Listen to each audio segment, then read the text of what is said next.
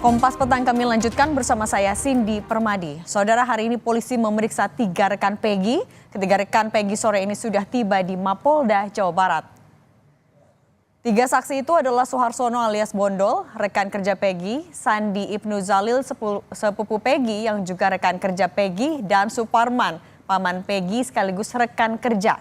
Sebelum diperiksa penyidik, Suharsono yang sejak awal yakin Peggy tak berada di Cirebon saat peristiwa pembunuhan terjadi menceritakan saat malam kejadian setelah Suharsono baru tiba di Cirebon, dirinya melihat ada penemuan jasad di jalan. Suharsono baru mengetahui bahwa yang meninggal atas nama Vina dan Eki.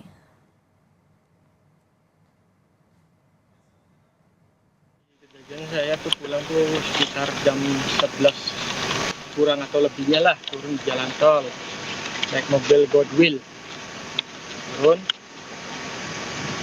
jalan kaki di atas lihat ada orang di jembatan Talun itu, di atas telepornya gitu. Saya lihat sebentar, sampai sih langsung pulang lagi, udah gitu. Tapi pada saat itu memang sedang ada seperti pembegalan atau kejadian kriminalitas seperti itu. Ya, Pak Bondol. enggak, itu kayaknya sih kecelakaan. Waktu sebelumnya belum pernah dipanggil sidang. Belum pernah hadir saya. Dilihat saja nanti di persidangan kalau bersaksi di persidangan. Saya akan secara habis nanti.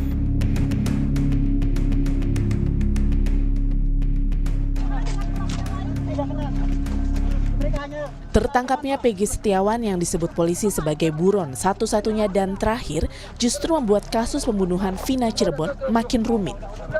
Satu saksi dan saksi lain mulai bicara memberi informasi yang bertolak belakang dengan kesaksian sejumlah orang yang mengaku sebagai saksi kunci, seperti Aep. Salah satunya warga yang tinggal di sekitar lokasi kejadian pembunuhan Vina dan Eki, Samsuri.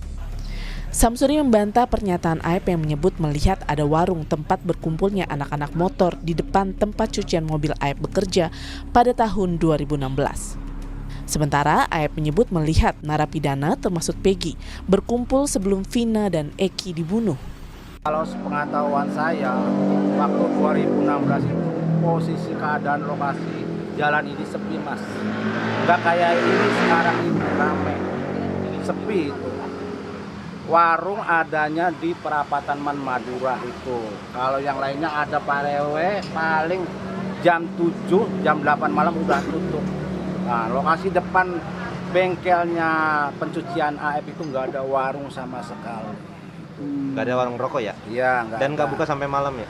Nggak ada, bukannya nggak buka, di sini nggak ada. Nggak ada sebatas teman, nggak ada. Saya tahu aja itu anak-anak sering nongkrong di sana di depan bengkel saya. Oh, emang ada tongkrongan? Iya, di situ. Kan pas kejadian itu anak-anak lagi pada kumpul di situ.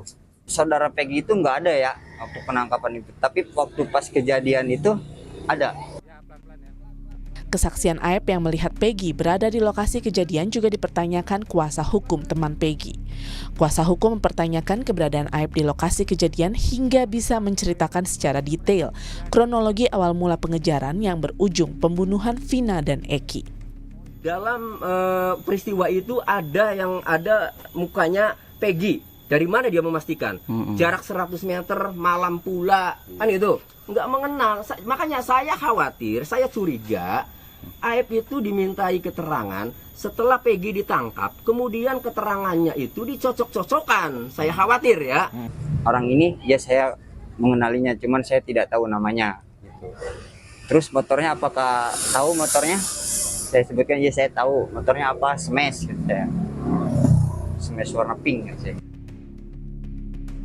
Dari tampilan Google Street View yang kami ambil pada tahun 2015 hingga 2017 yang disebut saksi kunci sebagai lokasi awal mula pengejaran Vina dan Eki, dari peta yang didapat di depan tempat cuci mobil saksi kunci bekerja, terdapat beberapa warung semi permanen.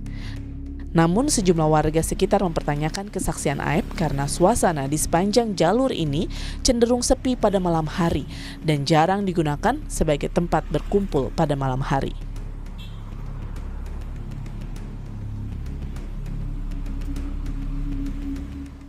Saudara, hari ini polisi memeriksa 3 teman Peggy yang mengaku bersama Peggy di Bandung saat Vina dibunuh 8 tahun silam. Lantas, apakah kesaksian teman Peggy dan barang bukti yang disiapkan ayah Peggy bisa membuat Peggy lepas dari jerat kasus pembunuhan? Kami bahas bersama ahli hukum pidana Universitas Pelita Harapan, Jamin Ginting, dan juga telah bergabung bersama kami warga Cirebon, Samsuri, yang ragu akan kesaksian Aep yang disebut sebagai saksi kunci di kasus Vina. Kita mau ke Pak Samsuri dulu. Pak Samsuri, selamat sore. Selamat sore, Mbak. Pak Samsuri, apa yang Anda ragukan dari pernyataan saksi kunci Aep, Pak? Yang saya ragukan, kata AF itu di depan bengkelnya ada warung, ada kumpulan anak motor. Oke. Perkataan AF-nya itu padahal sih nggak ada itu, Mbak. Di situ udah nggak ada warung, ya nggak ada perkumpulan anak motor ya, Mbak, itunya, Mbak. Oke, itu. Nah, kalau yang Pak Samsuri tahu memang di tahun 2016 saat itu seperti apa, Pak? Yang saya tahu di lokasi itu, di Jalan Perjuangan tepatnya, saya domisili di situ, tepatnya nggak kayak sekarang ini rame. Dulu sepi, ada lalu lalang motor cuman nggak banyak. Ya, ada sih ada. Kayak sekarang ini, lalu lalangnya banyak, ada lampu penerangan. Sekarang itu nggak ada. Bangunan dulu nggak ada, sekarang ada. Itu perbedaannya, Mbak. Oke, tapi di saat 2016 malam itu, Bapak melihat langsung atau mendengar ada rame-rame nggak, Pak, di malam itu? Nggak ada. Kalau ada, maaf ya, Mbak ya, kalau ada, mungkin warga juga dengar langsung lapor RT RW. Itu yang tidak RW. Barang ada warganya atau apanya, dia yang menengahi, jangan sampai ada keributan. Ini langsung terjun. Oke, tapi saat itu di malam itu Bapak posisinya di mana, Pak? Memang ada di sekitar lokasi? Di sekitar lokasi itu. Oke. Cuman nggak ada suara keramaian ataupun apa, nggak ada itu. Biasa saja. Oke, Bapak keterangan ini kan juga bertolak belakang artinya dengan keterangan dari saksi kunci Aep. Sebelumnya sudah pernah memberi keterangan ini ke polisi juga, Pak? Belum pernah, Mbak. Oh, belum pernah diperiksa polisi? Belum pernah. Oke. Belum pernah. Oke, kenapa informasi ini kemudian baru dibantah sekarang, Pak? Tapi Bapak mengenal Pak Aep? Saya mengenal AF itu, maaf ya, Mbak.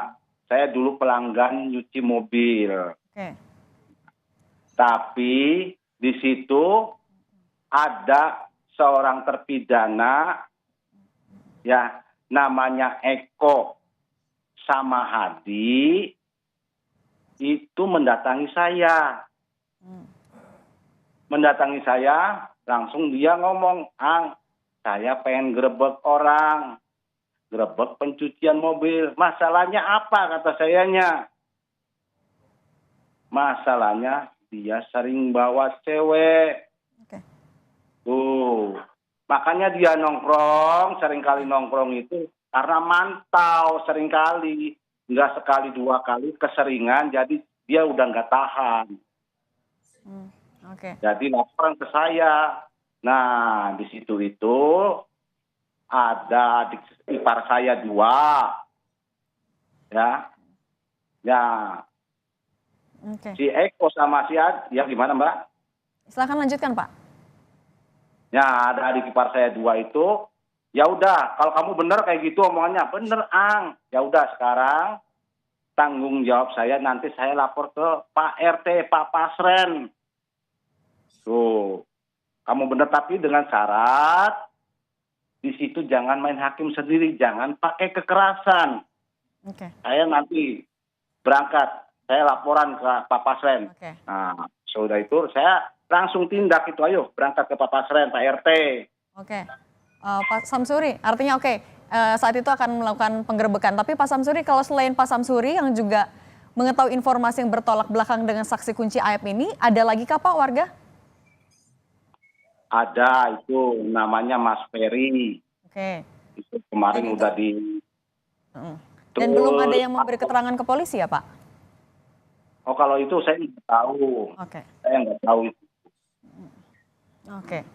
Oke, kita beralih ke Pak Jamin. Pak Jamin, melihat ini kan ada kesaksian yang berbeda dengan saksi kunci. Kalau Pak Jamin sendiri melihatnya atau membacanya seperti apa, Pak? Ya, kalau kita lihat ini kan kasusnya sudah pernah divonis ya beberapa terdakwa dan sudah terpidana. Nah, dari terpidana ini ada nggak yang menerangkan bahwasan mereka melihat Peggy dan diputuskan dalam pertimbangan keterangan mereka waktu memberikan tersebut. Nah, kalau ada, mungkin itu yang menjadi dasar bagi penyidik menyatakan ada keterlibatan. Nah, itu kan bisa juga nanti yang sekarang tersangka ini mempunyai alibi sendiri.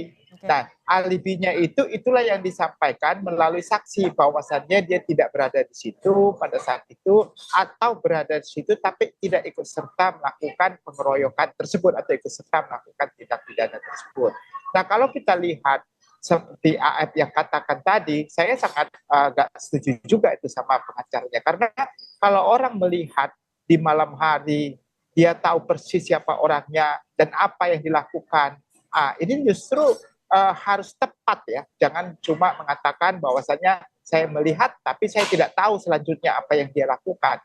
Yaitu pembuktiannya sangat lemah ya bagi jaksa nanti kalau mau meyakinkan hakim kalau dia benar-benar sebagai pelaku tindak pidananya begitu. Apalagi kalau dia tidak ada di tempat pada saat itu atau jauh daripada saat itu tidak ada di situ. Nah, ini justru yang bisa membuktikan kalau tidak ada keterlibatan Peggy di situ.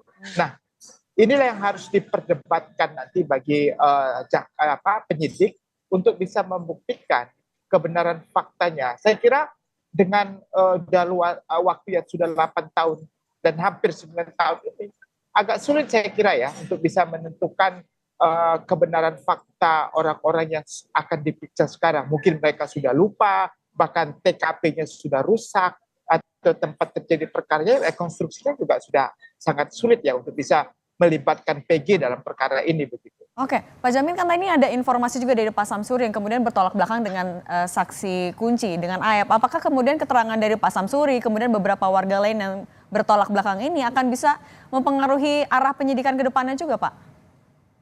Harusnya penyidik melihat ini sebelum dia menetapkan sebagai tersangka, makanya dia harus punya 2 alat bukti permulaan. Dari alat bukti permulaan itu apa? Apakah itu didasarkan kepada keterangan terpidana sebelumnya dalam putusan pengadilan yang mengatakan mereka melihat Peggy atau tidak ada sama sekali? Kalau tidak ada sama sekali dalam semua 8 terdakwa tersebut melihat Peggy melakukan itu, sangat lemah ya saya kira. Dasarnya apa? Kalau cuma keterangan AF saja, ini sangat lemah. Apalagi dibantah dengan keterangan 2 saksi yang akan dihadirkan oleh Peggy yang menyatakan bahwasanya Peggy itu tidak ada di situ, tidak ikut serta melakukan suatu perbuatan.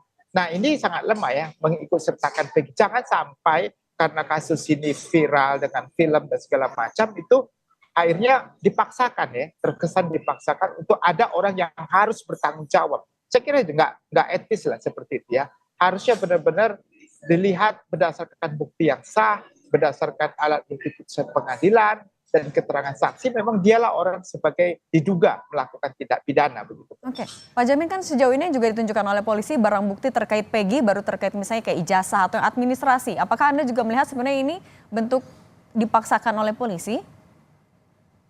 Saya kira kalau dalam pembuktian pidana itu ya, alat bukti yang paling menentukan itu adalah keterangan saksi. Saksi yang melihat sendiri, mengalami sendiri, dan saksi yang mendengarkan kejadian sendiri. Kalau ijazah itu apa ya? Surat, tapi suratnya kan nggak punya kaitan langsung dari perbuatannya. Jadi keterangan saksi yang tidak relevan dengan bukti surat itu diabaikan. Jadi saksi itu ataupun alat bukti lain nggak boleh berdiri sendiri-sendiri. Kalau berdiri sendiri-sendiri itu nggak ada yang namanya hubungan langsung ya, tidak merupakan suatu hubungan sebab akibat, nggak punya beban pembuktian sah. Jadi surat itu nggak punya arti apa-apa menurut saya. Oke, Pak Samsuri, saya mau balik lagi ke Pak Samsuri. Pak Samsuri, kalau Pak Samsuri? Iya, Mbak. Oke, Pak Samsuri, kalau dari informasi atau yang Anda ketahui di daerah lokasi dekat tempat kejadian perkara, apa betul Pak memang sering ada 8 narapidana itu kumpul-kumpul termasuk Peggy? Kalau kumpul-kumpul, ya sore itu, cuman nggak ada Peggy di situnya. Kumpul-kumpul, kita orang kampung di situ juga, Mbak. Yang kayak semacam itu, yang sekarang terpidana itu. Eko, Hadi, Dirman juga nggak jarang itu Dirman. Itu nggak tiap hari nongkrong itu. Kepoko itu kemarin itu kejadiannya karena Eko sama Hadi itu mantau pergerakan tempat pencucian mobil itu, sering bawa cewek, nggak sekali 2 kali itu. Oke, baik, terima kasih Pak Samsuri atas informasinya, kemudian juga terima kasih ahli hukum pidana Universitas Pelita Harapan Pak Jamin Ginting, terima kasih. Terima kasih Petang, sehat selalu, semuanya. Pak.